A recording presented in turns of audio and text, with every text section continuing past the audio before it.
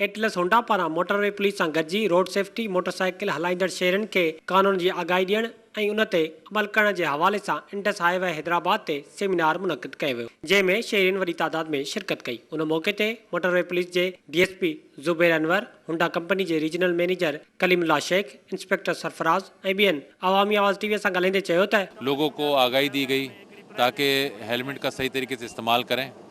ख़ासतौर पर हाईवे पे जब ये सफ़र करते हैं, यहाँ पर हैवी ट्रैफिक है, तो हेलमेट से उनको उनके चेहरे से उनकी किसी भी डस्ट से किसी भी पार्टिकल से वो लड़खड़ा के गिरने से अच्छा है वो हेलमेट का इस्तेमाल करें। हाईवे ते हलंदड़ जेके आहिनि मोटरसाइकिलिस्ट उन्हनि खे असां हिकिड़ो त अवेयरनेस ॾियूं रोड सेफ्टी जे हवाले सां, उन्हनि में एहसास पैदा कयूं त जीअं जेको हिते एक्सीडेंट जी सूरत में जेको नुक़सानु थिए थो, चाहे उहो माली आहे या जेको ज़िंदगी खे नुक़सानु आहे, उन में माण्हू कुझु अपाहिज बि थी वञनि था, मेजर एक्सीडेंट थियनि था, त उन्हनि खां बचण जे लाइ उन्हनि में आगाही फराहम कयूं। मोटरसाइकिल हलाइण में कहिड़ा हिफ़ाज़ती उपाउ जेका वठणु खपनि ऐं कहिड़नि हिफ़ाज़ती उपाउनि सां गॾु मोटरसाइकिल हलाइजे तो पंहिंजी जान जी जेका आहे न हिफ़ाज़त करे सघे।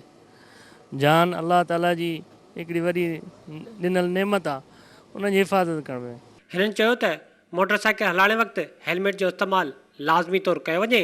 उन मौके ते शहरनि में हेलमेट ऐं साइड जा शीशा पिणु तक़सीम कया विया। कैमरामैन हुज़ूर बख़्श सां गॾु हसीब लतीफ़ी, अवामी आवाज़ टीवी, हैदराबाद। विज़िट कयो अवामी आवाज़ मीडिया ग्रुप जी वेबसाइट awamiawaz.pk